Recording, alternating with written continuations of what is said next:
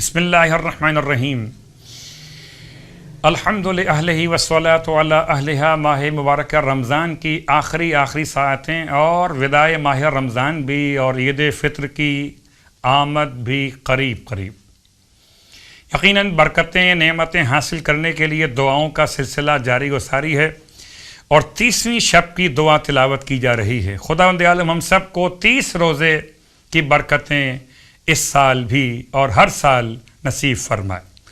بسم اللہ الرحمن الرحیم۔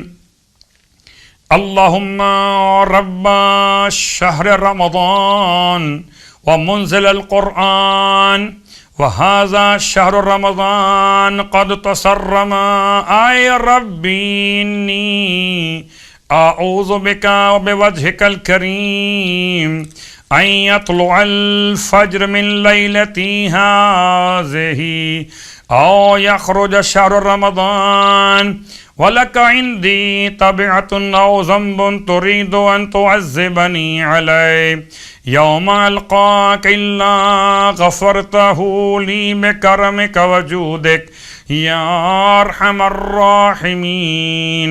اللہم صلی علی محمد وآل محمد انکا حمید مجید۔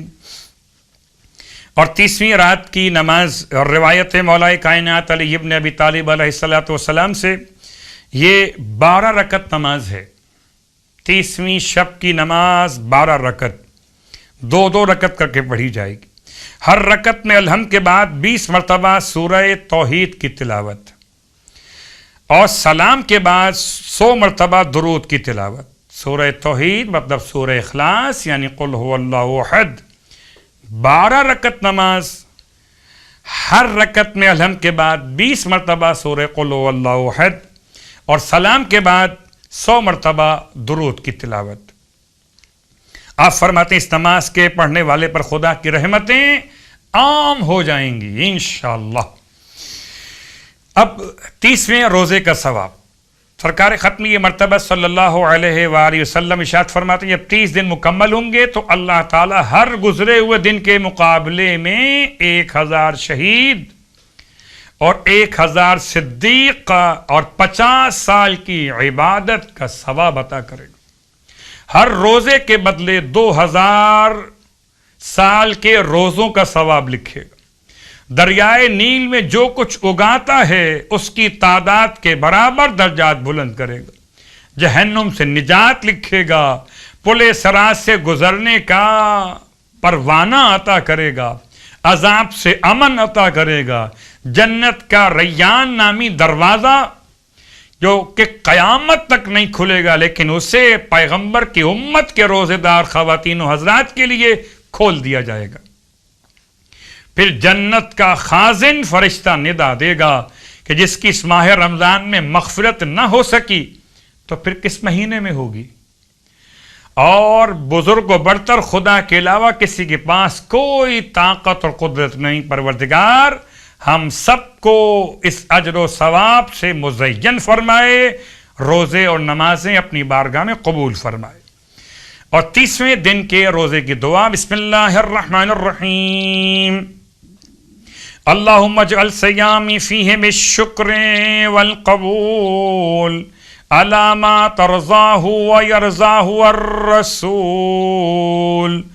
محکمۃ فروعہ بالاصول بحق سیدنا محمد وآلہ الطاہرین والحمد للہ رب العالمین۔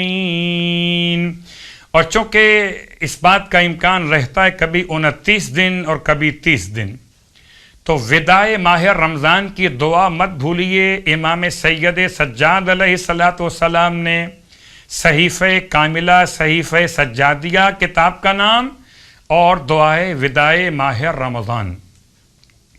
اور اگر مکمل دعا پڑھنے کا وقت نہ ہو تو کم از کم اس طرح ماہ رمضان کو رخصت کیا جائے کہ پروردگار اس ماہ رمضان کو ہماری زندگی کا آخری ماہ رمضان نہ قرار دے۔ اور اگر تو نے فیصلہ کر لیا ہو کہ یہ ماہ رمضان زندگی کا آخری ماہ رمضان ہوگا تو مالک ہمیں مرحومین میں شامل فرمانا، محرومین میں شامل مت فرمانا۔ پروردگار تمام اہل ایمان کی ماہ رمضان کی ساری عبادات، روزے اور نمازیں، تلاوت قرآن، حقوق و لباس، تمام تر امور خیر کو قبول و مقبول فرمائے، اور ہم سب کو عید الفطر کی خوشیاں امام زمان کے ساتھ نصیب فرمائے۔ برحمتک یا ارحم الراحمین۔